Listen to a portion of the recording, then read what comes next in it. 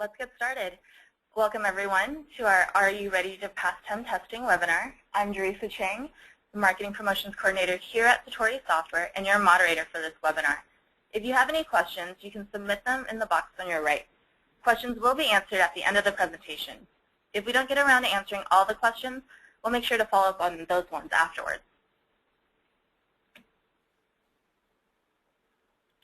So joining us today is Kimberly Mott, our Postal Product Specialist. Kim has a decade worth of experience in the postal industry and serves as the Intelligent Mail Specialist here at Satori Software. If you have any questions regarding TEM, Intelligent Mail, or full service, she's definitely the one to contact. She has presented at Mailcom, NPS, and many other educational forums across the country. For this session, Kim will talk about what the TEM process entails, why do mailers need to go through it, and how you can streamline the process. Just a side note, it has been confirmed by Postmaster General Pat Donahoe that mailers will need to migrate to full service by January 26, 2014 if they want to continue receiving their automation discount rates. This is definitely not something mailers should take lightly. I'll now hand it off to Kim, and I'll have her to get this presentation started.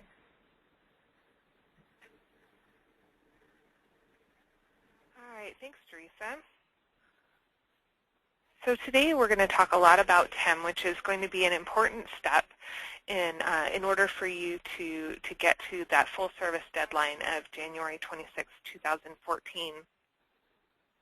And so we'll want to make sure that that you have all the tools that are necessary in order for you to get through this TEM process, and also to make sure that you are fully equipped with the information that you need to get towards full service and keep those automation discounts. So first what we're going to do is we're going to talk about the TEM process itself, and that's what it is and basically how it is the gateway to full service. And also we're going to go through a quick overview of what full service is and how it works. And we'll talk a little bit, like Teresa said, about why TEM testing is required. And we'll talk about everything that you need from the post office in order to get started with the TEM process in your software. So we'll also go through the step-by-step instructions for going through the Streamlined Testing, which was piloted earlier this year, and it went live just a few weeks ago. We'll talk about some other ways that you can use TEM after you've gone through the initial testing. And of course, we'll have some resources there at the end as well. So let's talk a little bit about TEM as your gateway to full service. So basically what the TEM is it stands for the Test Environment for Mailers. And basically that means that this is a completely doubled version of what the software is in Postal One. So it's basically a sandbox where you as a mailer can go in and test some mailings without submitting them live into the production environment of Postal One. Now, TEM is a required process for just about every mailer. So part of the requirements for full service is that you go through and submit your documentation electronically via the Postal Wizard, Mail.dat, or Mail.XML. Now, if you're using Mail.dat or Mail.XML, basically the post office is opening up their computer systems, and you're able to submit your mailing documentation information to them directly through an electronic process. And basically, you're submitting it to one of their core software systems that the post office runs on every day. So what they've done is they've created this TEM environment to make sure that anyone who's using Postal One, who's submitting that electronic documentation, that they're actually submitting that information correctly, and also that it's going to work well within their computer systems. So it's going to make sure that the documentation that you submit, first of all, is formatted correctly, so that all of the information is in the correct fields, and also that you're able to populate the information in those fields correctly to make sure that your permit information is correct, that it's linked to your business location, and also that you're claiming the correct rates for that mailing. Now, TEM is a process that takes time. The time that it takes to go through TEM has been significantly reduced over the last few weeks. So, if you haven't gotten started, then this is actually a really great time to get going, because the process has been streamlined so much that it's very easy to get through this process.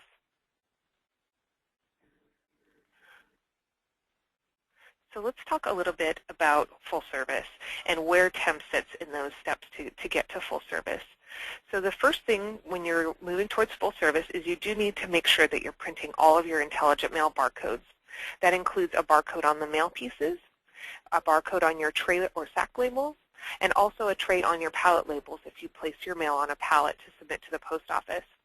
Now, all of the barcodes that are included in full service do need to stay unique. There's a sequence number field in each of those barcodes that needs to be unique for at least 45 days. Now, the next step after you've created all of your barcodes is to think about electronic documentation. So like I said, there are 3 ways to satisfy the electronic documentation requirement. You can use the Postal Wizard, which is a website where you're basically typing in all the information from your postage statement. Or you can use Mail.dat or Mail.XML, which are more automated ways of submitting that information directly to the post office. So after you've selected which method is right for you, the next step is to actually start creating that electronic documentation. If you're using the Postal Wizard, then you would just be generating the postage statement out of your software as it exists today, and then typing that into the Postal Wizard website. If you're using Mail.dat or Mail.XML, you would be submitting that, you'd be generating that information out of your postal software. Mail.dat is actually covered by just about every postal software product that's out on the market today, and it's very comprehensive, and it's supported by third parties such as logistics companies and consolidators. And it's generally a good choice for mailers who want to send that information on to a third party. Now, if you're not using a third party and you don't need to make any major changes to your mailing after you've run your pre-sort, then Mail.XML can be a more streamlined way of submitting that information directly to the post office. So after you've created your electronic documentation, the next step is what we're going to be talking about today, which is the test environment for mailers. And basically, you're just going to be running through a sample mailing in order to make sure that it complies with all of the rules that the post office has in place there. So let's talk a little bit about why TEM testing is required. The system that Post Office uses to manage all of the mailings that are in its network is called Postal One, and it's a very key system to make sure that everything is running properly and that the Post Office knows both what mail is coming in and also what mail is currently in their system. So it's a very key system that the Post Office runs off of every day. And basically, TEM testing is a way to make sure that anyone who's using the production Postal One client there can actually submit this information correctly, and to make sure that everything is set up properly so that the system is going to run smoothly. It's also going to make sure that all of the information that you enter is correct and that the postage is going to be charged to their correct account. So now let's talk a little bit about when TEM is required. So like I said, any time that you are submitting Mail.dat or Mail.XML, you would be required to send that information via TEM first before you go to production. And the reason that is because anytime that you have any type of complexity to your mailing, so if you have a mailing that's over 10,000 pieces, if you are mailing periodicals which have a complex rate structure, if you're using mixed weights, or if you're using multiple versions in your mailing, or anything along those lines, there's a little bit more that needs to happen inside of your electronic documentation, which means that you wouldn't be able to use the Postal Wizard as a way to satisfy that electronic documentation requirement. With the Postal Wizard, the Post Office has a lot more control about what information is entered into Postal One. So that in those cases, you wouldn't need to do TEM because they've already validated that information is entered correctly. But with these more complex mailings, the post office does require that you go through that TEM environment. So now let's talk a little bit about what you'll need to get started to start processing through TEM.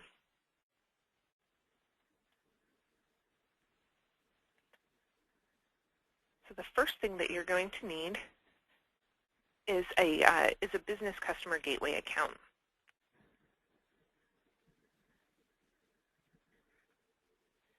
And basically what that is if you've already have a mailer ID today, you should already have a business customer gateway account. And basically it's a way for you to manage your account information with the post office, including all of your electronic documentation and full service information.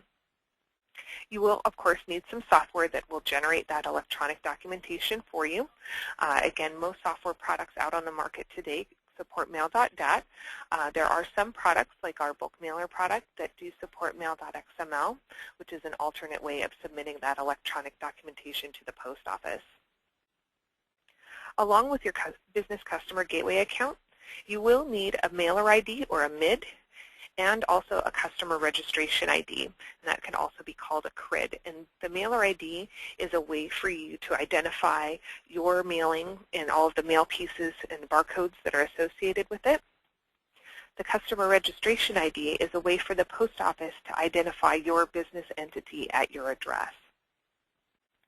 And then, of course, the last thing that we're going to need in order to get started with TEM is going to be a sample mailing job. That's going to be a way for you to send that sample documentation to the post office, to TEM, to make sure that everything is formatted correctly.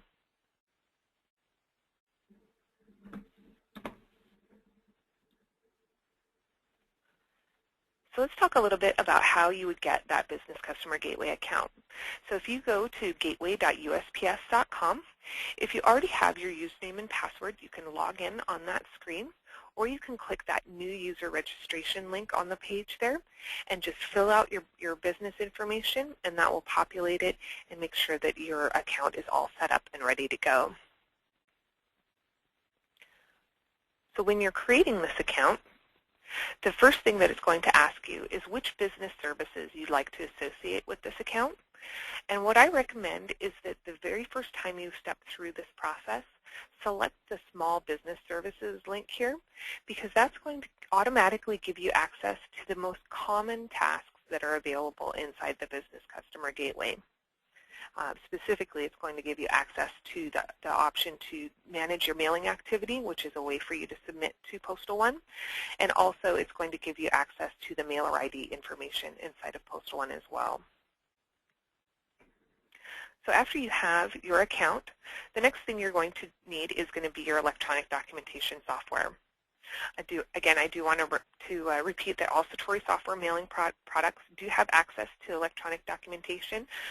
Some of them do require access to an add-on. So if you're not sure whether you have that add-on, you should contact your account manager here at Satori, and we'll make sure that you're set up with that add-on so that you can produce that electronic documentation. Depending on the product that you purchase, that actually determines which version of eDoc you have available to you. Again, most products that are out on the market today do support Mail.dat. All of the Satori software mailing products do support Mail.dat today. And then also there are some products like our bulk mailer products that support Mail.XML.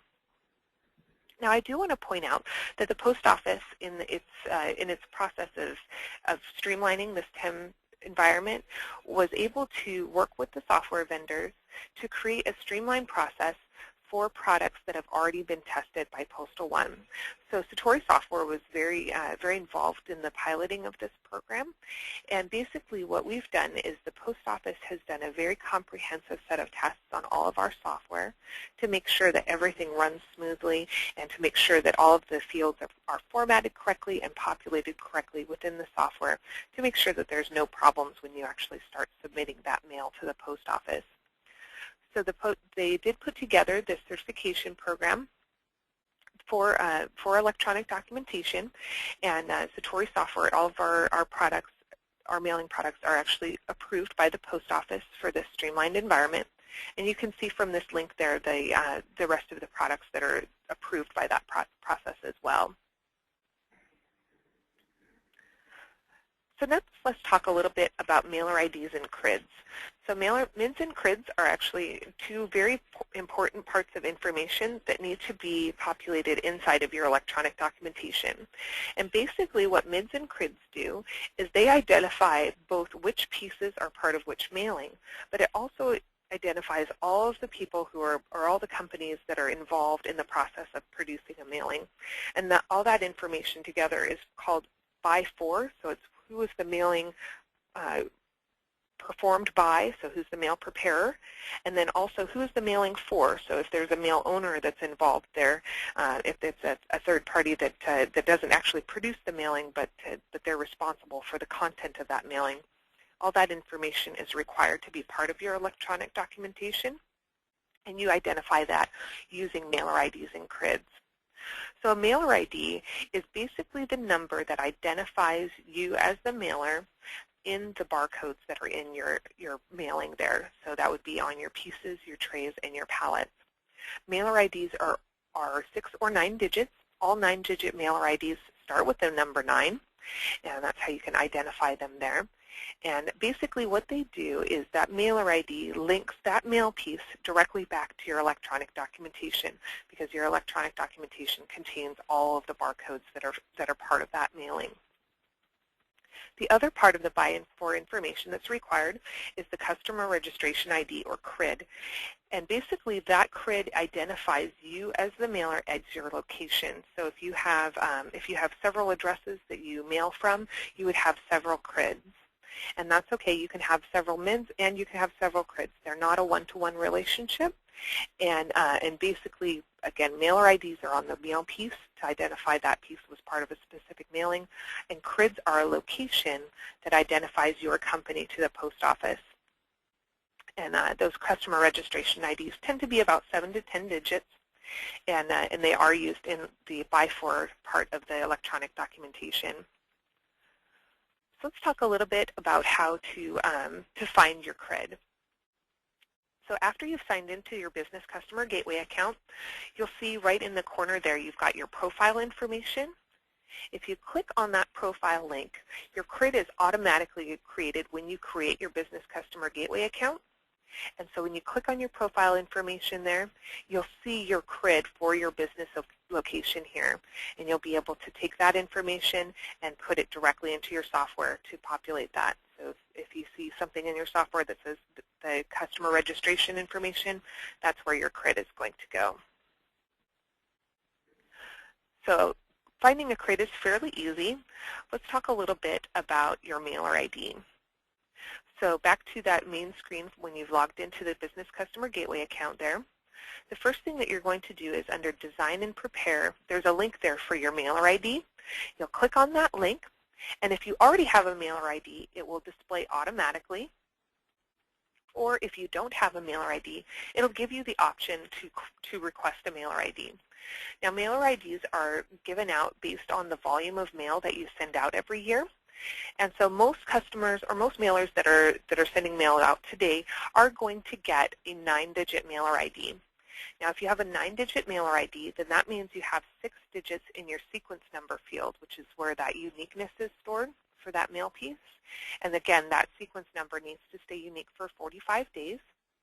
If you are in a place where maybe you need more than those 6 digits of uniqueness to stay unique across all of your mailings, then you can actually request more than one mailer ID. So you can go back into this page and request an additional mailer ID to make sure that your sequence numbers stay unique. So after you click on the option to request a mailer ID, it's going to ask you what services you'd like to associate with this mailer ID. And basically, it's a way for you to sign up for additional services. So by default, you will want to select that full or basic service option there. And depending on what information you'd like to get back from the post office, you can also sign up for full service ACS, which is an address correction service that's available.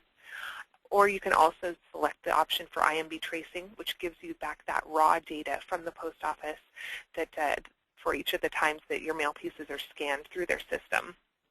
I do want to point out that the information that you get back from IMB tracing is very, very cryptic, and it can be a little bit difficult to understand without an analytical tool to see that.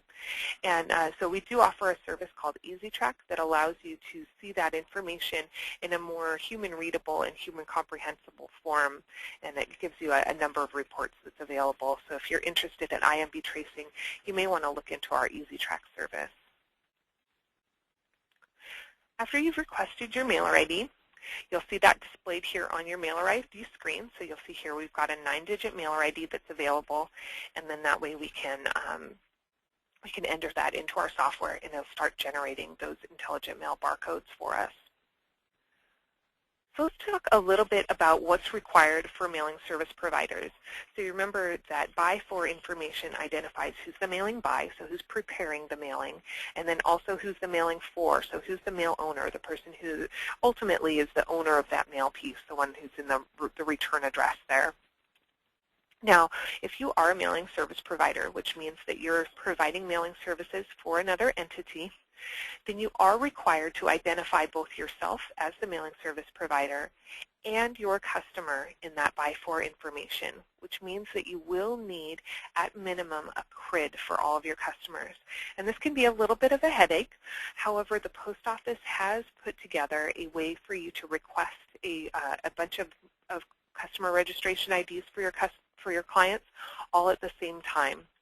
And what we recommend is using the Excel tool that the post office has put together, where basically you have a spreadsheet of all of your customers, their business names, addresses, and you can submit that to the post office.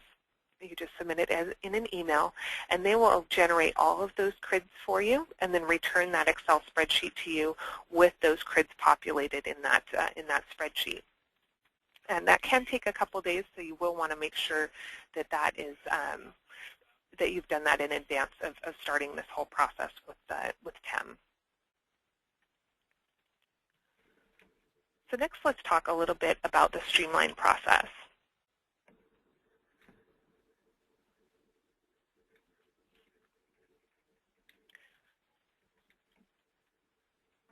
So first, let's talk a little bit about the process of getting an approved software product. So again, Satori Software was able to work very closely with the post office to pilot this streamlined TEM process. And we were able to test our software directly with the post office to make sure that we were filling out all the information for Mail.dat and Mail.XML correctly, and to make sure that we were kind of satisfying a number of scenarios that the post office requires. And so all of our customers that use Satori products or any other of the approved products that's on the USPS list there can qualify for this streamlined testing sequence here. And basically, anyone who has what we would consider to be a very straightforward mailing. So you're mailing with a single permit, you're not using mixed weights, and you're using a software product that has all the complexity that you have in your mailings already tested by the post office. So when you go to that link, and we'll have another link at the end for that list of approved vendors there, it'll actually show a matrix of all of the testing scenarios that product has gone through. So you can compare that to the mailings that you sent today and see if they're a good match. So here again is that link for all of the approved software products. Again, we will have actually a copy of all of these slides available on our website when we finish this up here. We'll have that posted within the next few days, along with a recording of this webinar, so that you can have access to that and you can see this link, so you don't have to write it down right this second. So in order to use this new streamlined process, again, you'll want one of those approved software products. You want to make sure that all of your mailings are part of what has been tested by the product that you're using. And basically what you'll do is in your software product, you'll use a sample mailing. So this could be just a sample list that you use all the time, or if you have a dummy list that you use just for testing purposes, you would run through and actually pre-sort your mailing with all of the full service options selected inside of your software. And then at that point, you're going to save all of your postage statements, because we're going to use that as part of a self-test. So this is kind of like an open book test back in school.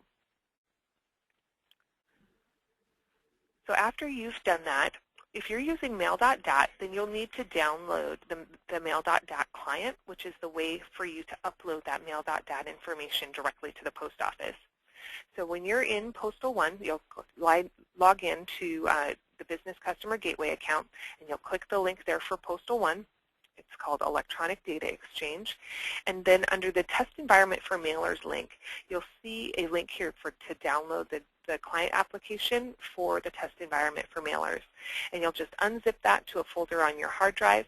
You can open up that client, and it'll allow you to log in and then to upload that Mail.dat file into TEM.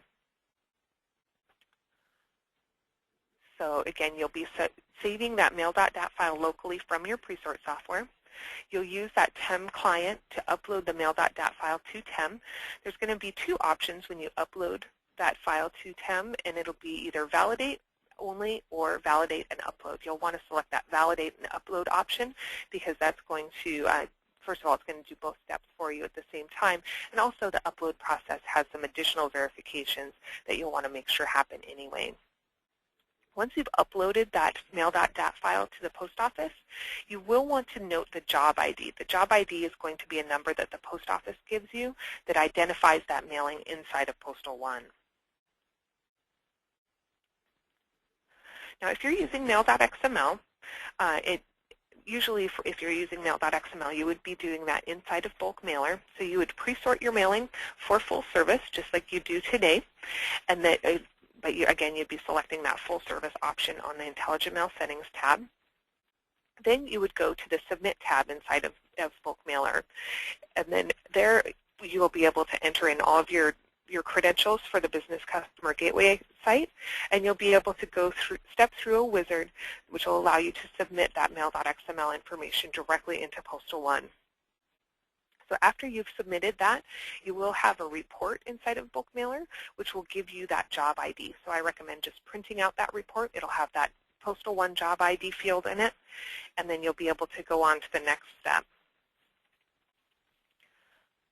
So after you've submitted that information, either via Mail.dat or Mail.XML, the next step is going to be verifying your job information. This is, again, that self-test. So you're basically grading yourself just like you did back in school.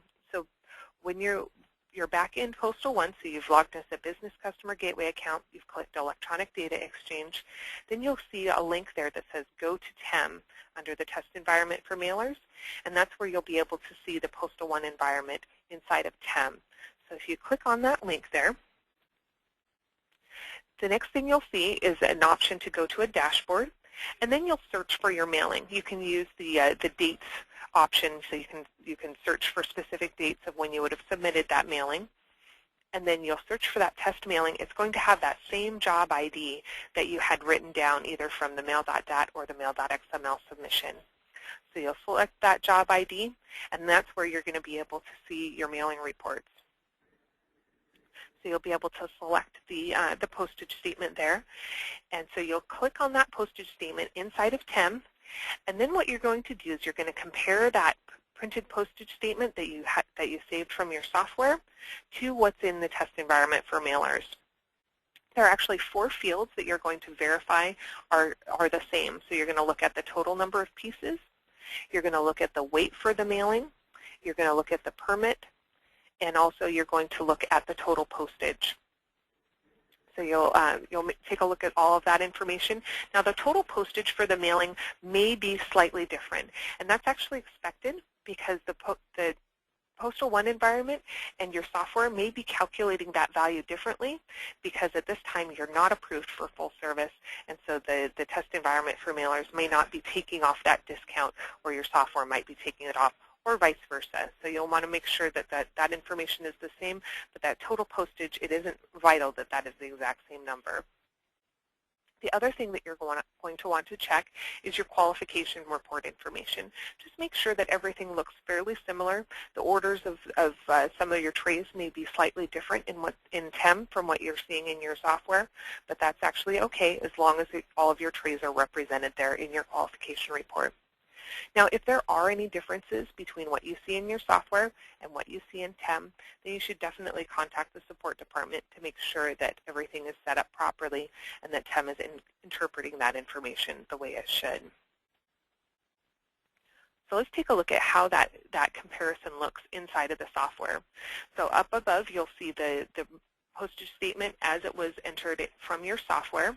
And down below, you'll see a representation of what you'll see inside of the TEM process for that same postage statement. So the first field that you're going to check is going to be that permit number field. And so you'll see here that, that we're using permit number 87 in both of those locations there. The next thing that we're going to check is going to be the piece weight. So you'll see that weight of a single piece option there, and you'll want to make sure that that is the same. The next thing that we're going to check is going to be the total number of pieces. You'll see we have a little over 2,000 pieces that were entered into this mailing. And we're also going to be checking that total weight of the mailing as well to make sure that that is identical. And when all four of those fields match, then we're pretty well good to go. So at this point, what we can do is send an email off to Postal One. So you basically, at this point, you've done your part of the test. So what you'll do is you'll send an email off to Postal One at USPS.gov, and you'll include your company name and address, the CRID that you used to submit this to TEM, and then you'll also note the job ID, so that job that you used to test this environment here. And then you'll also tell them that you've completed all the electronic documentation and that you should be approved for full service at this time. So that's the kind of the initial step there. So after you've completed TEM, you'll get an email back from the Postal One help desk indicating that that you're approved for full service and that you're ready to go. Now, this process actually used to take many months. It took quite a bit of information on the post office side. There were a lot of manual checks that were required, and because they hadn't tested the software, they had to test each mailer individually. So it could take quite a bit of time.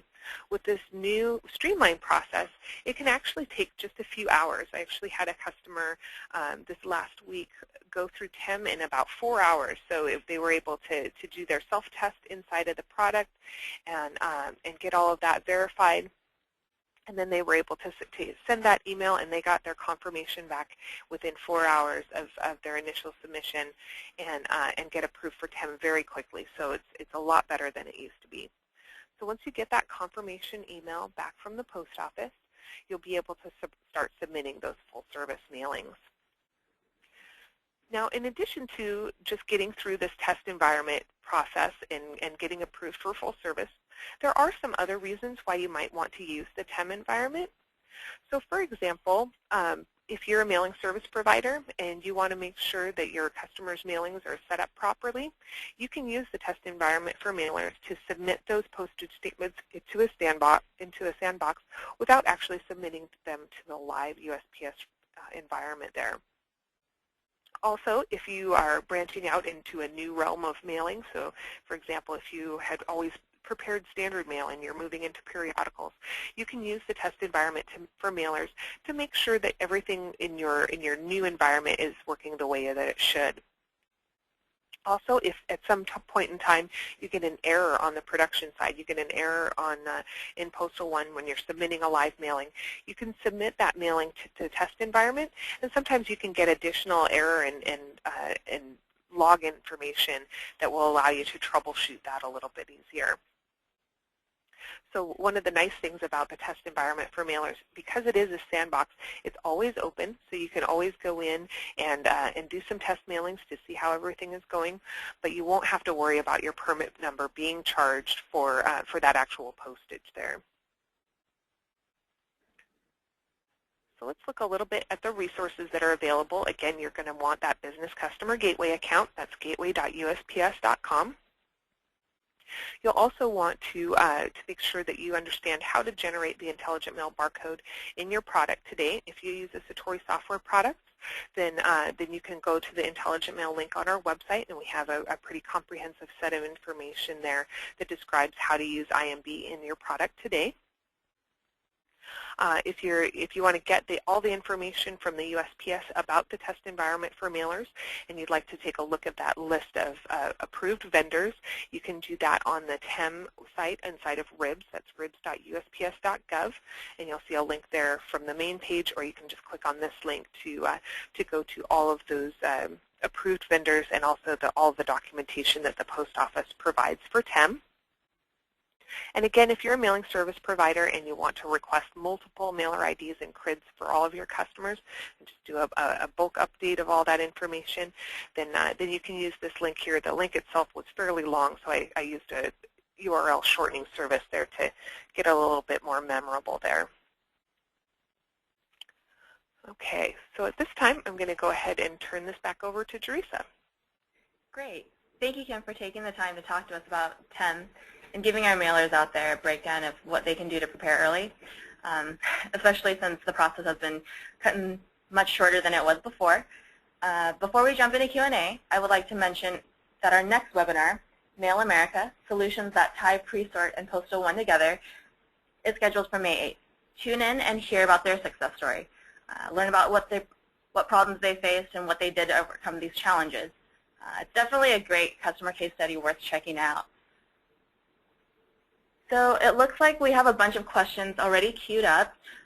For any questions not yet submitted, there's still time. If you have any questions after the webinar, you can contact our knowledgeable support team by phone or email, which is listed on the screen in front of you. All right, we can now open it up for questions.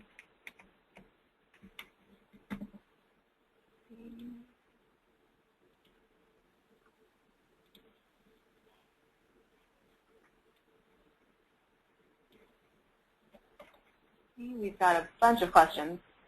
So the first one is it possible for you to walk us through the process that we would like to encounter using Bulk Mailer Pro? Yeah, and actually today this webinar was designed to be a little bit more generic just because we have a lot of people using different products who are attending today and may not be using Satori products. So if you are interested in the process for going through TEM inside of Bulk Mailer, we are in the process right now of posting some tech notes on our website that those are still getting drafted, but those should be posted here in just a couple weeks. That will have that entire test environment step by step inside of your product today. All right, so the next one is it possible for low quantity mailers to mail full service intelligent mail using Postal One input rather than Mail.dat or Mail.XML? And that really depends on what your definition of low quantity means. So if you are a mailer and all of your mailings are under 10,000 pieces, so all of your mailings would be under that 10,000 piece mark, then you can use the Postal Wizard to enter in your postage statement information, because that small of a mailing doesn't require a qualification report, and so you can actually use that Postal Wizard to type in that information. And if you are using the Postal Wizard, you would not be required to go through TEM because, of course, the Postal Wizard is already approved by the post office. Okay. The next one is, do we need to still print the OEL with the Intelligent Mail barcode? And yeah, so the requirements for the Intelligent Mail barcode and the optional endorsement lines haven't changed. So if you are required to print the optional endorsement line today, you would need to continue to do that using the Intelligent Mail barcode. Okay, so this goes back to Bulk Mailer. Does Bulk Mailer Pro generate the Intelligent Mail barcode? So it looks like that question was about the Intelligent Mail container barcode, which is the barcode that would be produced for your pallets.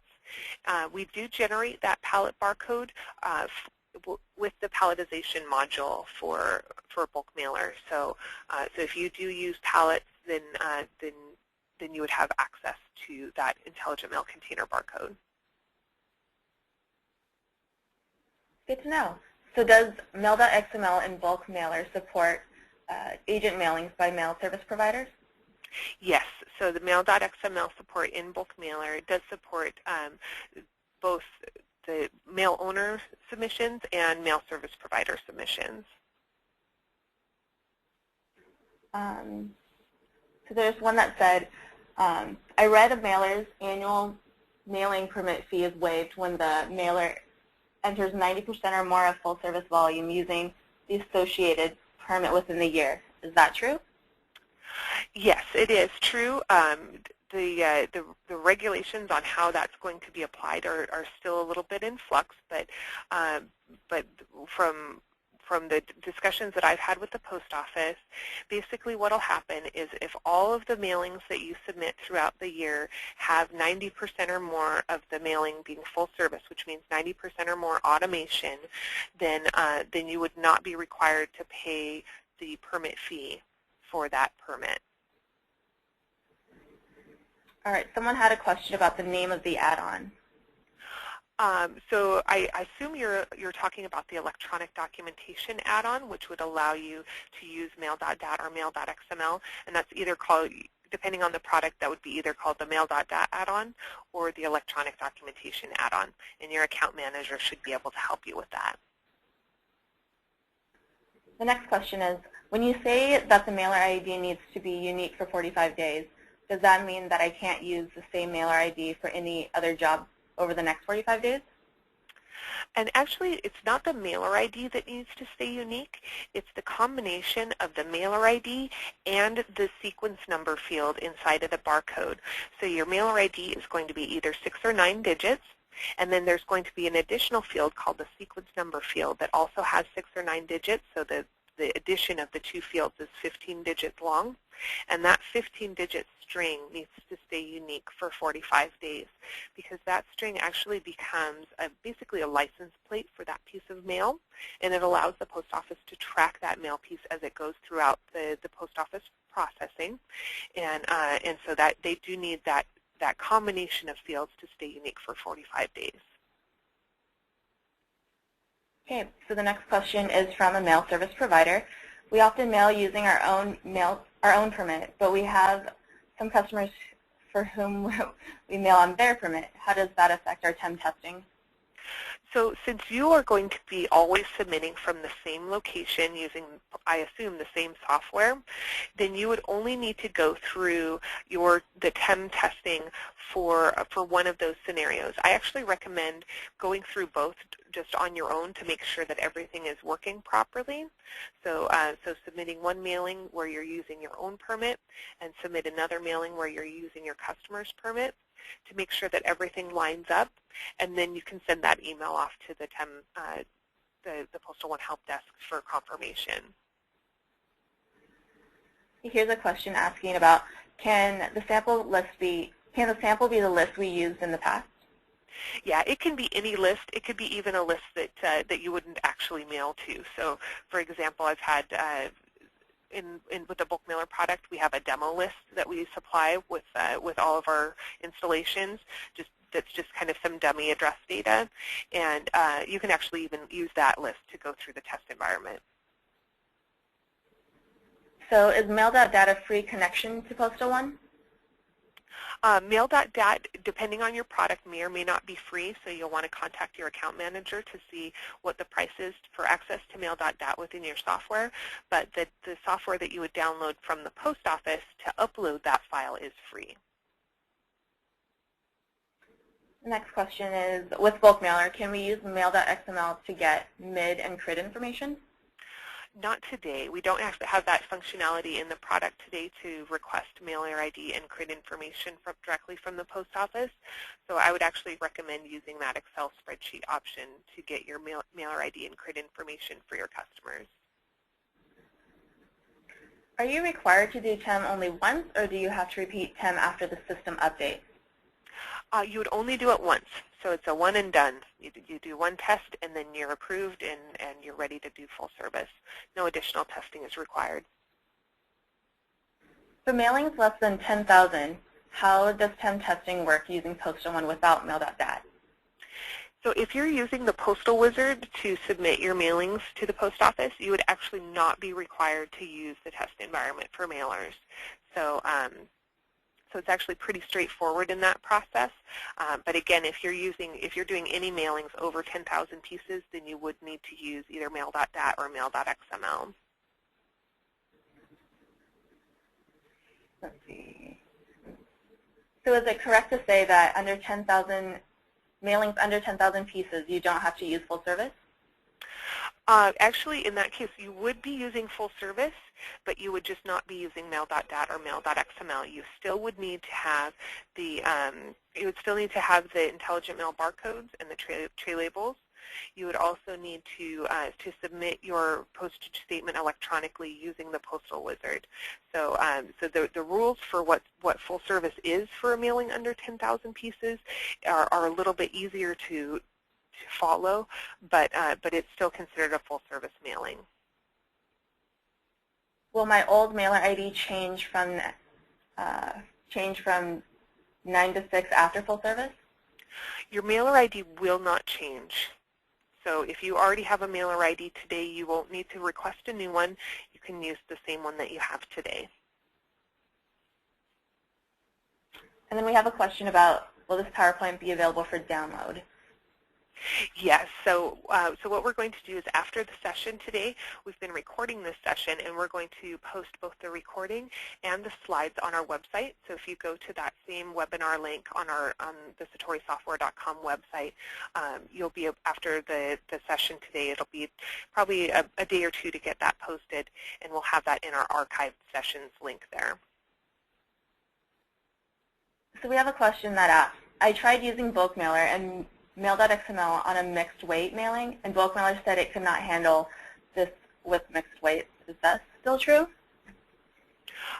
So in that case, yes. So that's because our software hasn't been tested for mixed weights with the Streamlined TEM process at this time.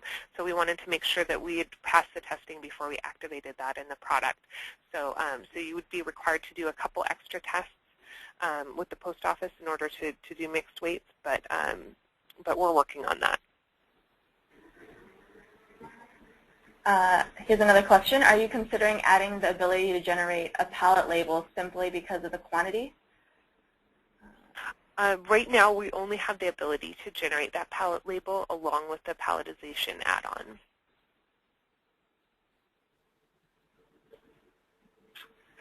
If you're pre-sorting your mail but mailing it non-auto, how does the full-service eDoc handle that? So if you're not producing an automation rate mailing, then you would not be required to send the mail full service. However, you still can use electronic documentation.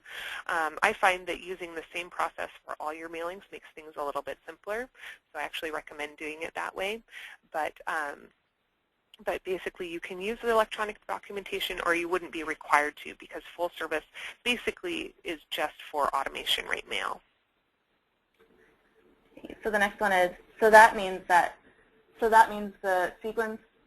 statement sequence number can't be the same along with the mail ID. So if I don't send the exact same batch of mail twice in 45 days, there shouldn't be an issue? The statement sequence number is slightly different than the intelligent mail barcode sequence numbers.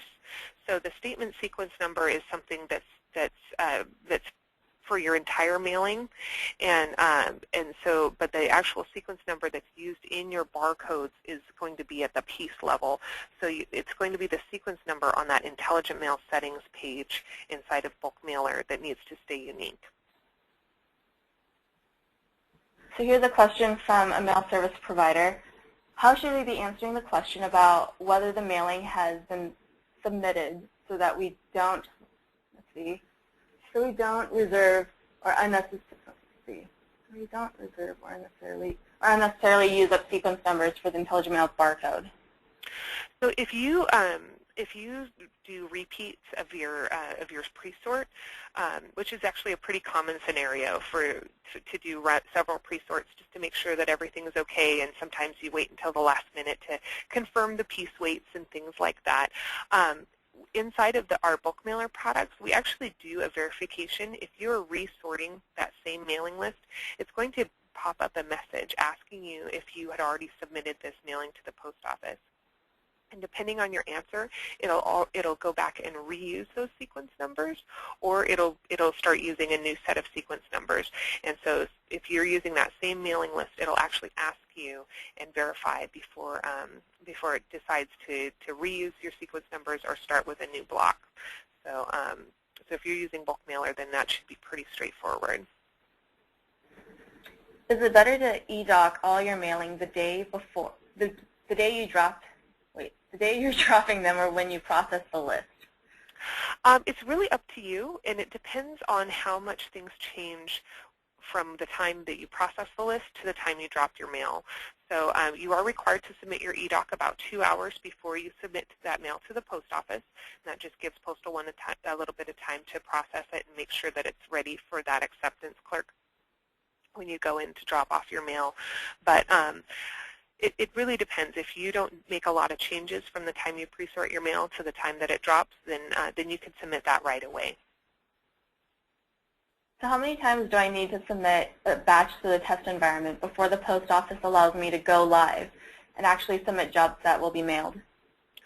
So you would need to submit one sample mailing to the post office and to that test environment for mailers. Do that self-test that we went through today with the webinar, and then send that email off to the Postal One help desk. As soon as you get that confirmation back from the help desk saying that you're approved for full service, you can start submitting live mailings. Should we do one test for bulk mailings, one for periodicals, etc.? Actually, if you're using an approved software product, you only need to do one test. So you can do one test for your standard mail, and then everything else that's covered by that product will be considered approved as well. Can you use Mail.dat or Mail.XML for pieces under 10,000? Yes, you can. It's just that you would be required to use those for all the mailings over it. I actually recommend only having one way of submitting your electronic documentation to the post office. That way you don't have to manage multiple processes. The next question is, when requesting MIDs and CRIDS at your customer of all your customers for a mailing, what does spreadsheet all need to have listed? So that's actually going to be a part of that link that I gave you for that mid-CRID request process. And so it actually has the exact format of what's included there. You will need at least the company name and address for each company that you're going to be requesting a CRID for. Which product do you recommend with bulk mailer, Mail.dat or Mail.XML? That's really a customer-by-customer question, and so basically, if you use an outside company like a logistics provider or a mail consolidator, then I would definitely recommend Mail.dat. If you do some more complex behavior like co-palletization, or if you make any changes after the pre-sort, then Mail.dat is also going to be the best option. Otherwise, if you do a pretty straightforward pre-sort and then submit the mail without any changes and without any third parties, then Mail.XML can be a more streamlined way of submitting. The next question asks, in the past, there was a need to obtain a license from ID Alliance. Is this still a requirement? And actually, the ID Alliance has worked very closely with software vendors like Satori Software, and you can actually get that license code directly from your software provider now. So if you're a Satori Software customer, you can just contact your account manager or the support department here at Satori, and we can generate that ID Alliance code for you for free. Does Bulk Mailer Pro include some kind of electronic documentation, or do we have to buy something else? You would need to purchase the electronic documentation add-on.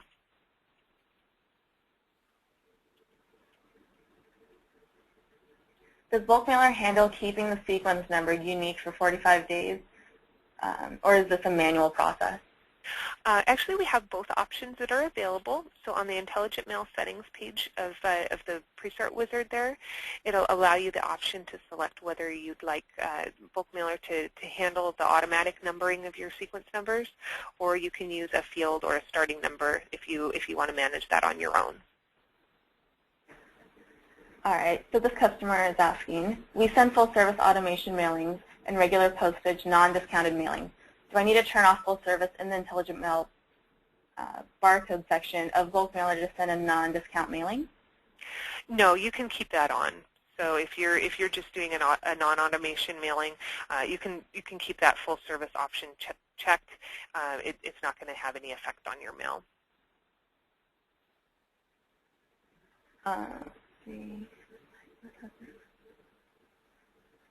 Will the client require to have their own CRID for EasyTrack?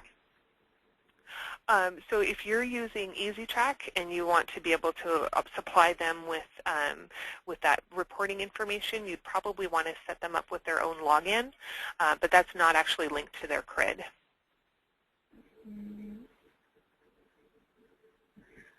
Can statement information be loaded days before the actual drop date? Yes, you can submit that mailing documentation directly to the post office at any time before you submit that mailing. It could be weeks in advance. Oh, this is a good question. What is ID Alliance? ID Alliance is actually a group that manages the specification for Mail.dat and Mail.XML. So they're the ones that manage all of the data and the format of that data inside of both of those specifications. And they're actually an outside agency that's outside the post office and outside of any individual vendor or mailer. And basically it's a group of people who manage that specification. Okay. The only two methods I have in electronic documentation are Postal 1 and Mail.dat. Will another option become available once I've passed the test environment, or do I need to update my software? So the Postal 1 option for the test environment, that's going to be for XML, for Mail.XML, and then the other option, of course, is Mail.dat. And so the option there for the test environment just identifies to you that by selecting that option, you'll be submitting to the test environment. When you've been approved, then you'll be able to go into the Tools and Options menu inside of Bulk Mailer to change over from the test environment into Production Postal 1. As a mail service provider, do I use my MID along with a customer's CRID and my CRID for jobs, or do I use the customer's MID along with their CRID and my CRID?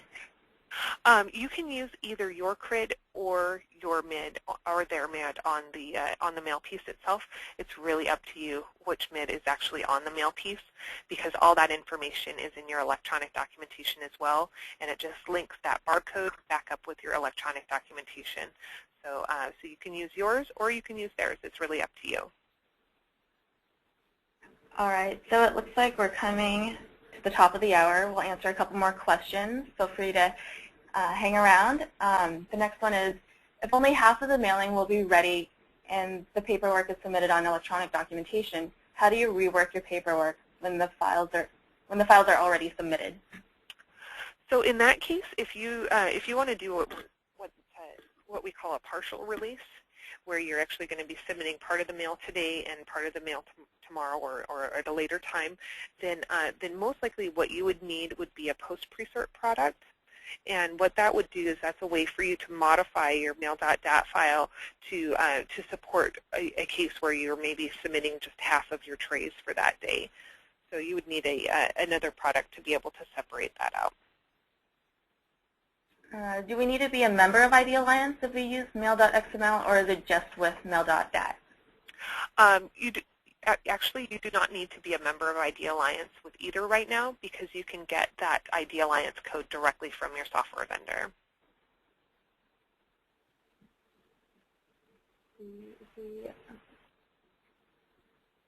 So the next one is, if we upload paperwork 2 hours before we drop and something happens that the job doesn't get done, is there something we need to do because the paperwork was already submitted with a mail date? So at that point, if you've already submitted your mail and you want to cancel that mail for the day, there are a couple things that you can do.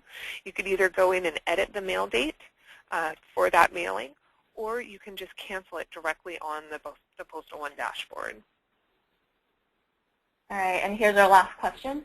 Is there any information out there that goes more in depth about what must remain unique, why it must remain unique, and the ramifications in real-world applications? That could be its own webinar. So there's a lot of information about the uniqueness and everything like that. So maybe I'll try and put something together about that. But we are in the process right now of putting together some more comprehensive training about full service, and that might be a good solution for you.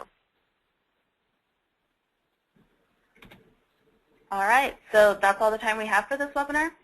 After the presentation, please take a few minutes and complete our short survey. Your feedback will help us improve the quality of our webinars moving forward. And just to remind you again, the webinar has been recorded and will be available shortly on our website. You can find this session along with many others on our archive sessions page under the Learn section of our site. Thanks everyone for tuning in, and we hope you have a great rest of the day.